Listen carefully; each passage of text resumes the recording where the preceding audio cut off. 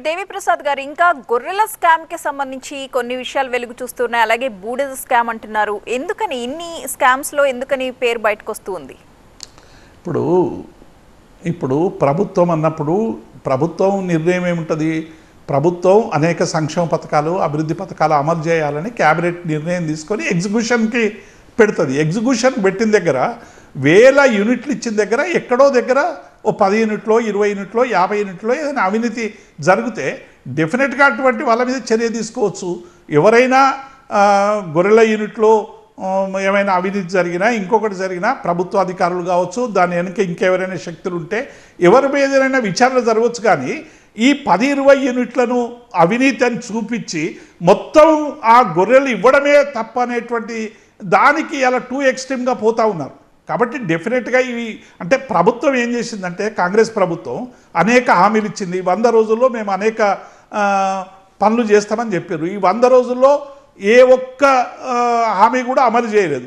అమలు చేయాలని అడుగుతున్నటువంటి ప్రజలకి అమలు చేసి సమాధానం చెప్పాల్సినటువంటి ప్రభుత్వం ఏం చేస్తూ ఉందంటే గత ప్రభుత్వంలో ఇన్ని అవినీతి జరిగిందని చెప్పి ఒక డైవర్షన్ పాలిటిక్స్ని ఎంచుకుంటా ఉన్నది.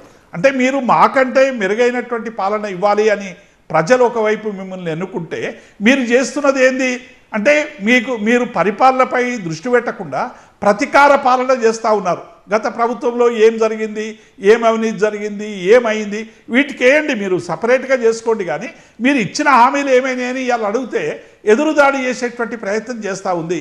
ఇప్పటి వరకు ఏ ఒక్క హామీ అమలు కాలేదు.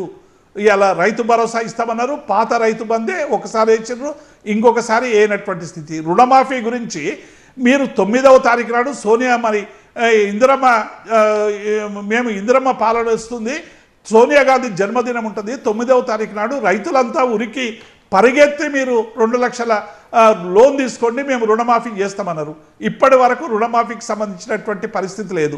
ప్రతి కింటాలకు 500 రూపాయలు బోనస్ ఇస్తాం వడ్లు పండించేటువంటి వాళ్ళకని చెప్పారు. ఇప్పటి వరకు 2 పంటలు అయిపోయినాయి, ఒక్క బోనస్ లేదు. పైగా ఇప్పుడు సన్న వడ్లకు మాత్రమే ఇస్తామనేటువంటి కండిషన్ అప్లై అనేటువంటి పరిస్థితి తీసుకొస్తా ఉన్నారు. 2500 నుండి 4000కు మహిళలకు చేస్తామన్నారు. ఇప్పటి వరకు పెన్షన్కు సంబంధించినటువంటి పరిస్థితి లేదు. ఇట్లా మనం చెప్పుకుంటూ పోతే రైతు కూలీలకు ఇస్తామన్నారు, కౌలుదారులకు ఇస్తామన్నారు. ఏ ఒక్క హామీ కూడా ఇప్పటి వరకు ఈ ప్రభుత్వం అమలు చేయలేదు. కాబట్టి అమలు చేయలేదనేటువంటి నిరసన వస్తున్నటువంటి సందర్భంలో ప్రజల్ని డైవర్ట్ చేయడానికి ఇవన్నీ కాళేశ్వరంలో అవినీతి, ఇంకొక స్కీమ్లో అవినీతి, ఆ స్కీమ్లో అవినీతి అనేటువంటి విషయాలు మాట్లాడుతూ ఉన్నాయి. నేను అందుకే కాంగ్రెస్ వాళ్ళకు చాలా స్పష్టంగా మేము మీ ద్వారా చెప్పాల్సింది ఏంటంటే మీ ప్రధానమంత్రి రాజీవ్ గాంధీ గారు ఉన్నప్పుడే కేంద్ర ప్రభుత్వం రూపాయి విడుదల చేస్తే లబ్ధిదారుడికి 16 పైసలే పోతున్నాయి, 84 పైసలు ట్రాన్స్మిషన్ లాసెస్ అవుతున్నాయని చెప్పిండు. మీ ప్రధానమంత్రి చెప్పిండు.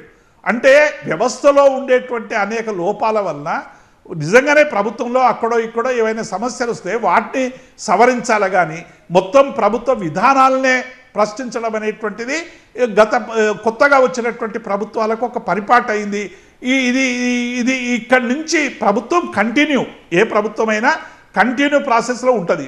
మంచి చేస్తే ఆ మంచిని క్యారీ చేయాలి, ఎక్కడైనా ప్రజలకు చెడు అనిపిస్తే దాన్ని కట్ చేయాలి తప్ప మేము గత ప్రభుత్వం చేసిన అన్నీ ఫుల్ స్టాప్ పెడతామనంటే ప్రజల తీర్పుని వ్యతిరేకించడమే, ప్రజల ఒపీనియన్ని సరైనటువంటి రీతిలో అర్థం చేసుకోవడం లేదనేటువంటి విషయం చాలా స్పష్టంగా కనబడతా ఉంది.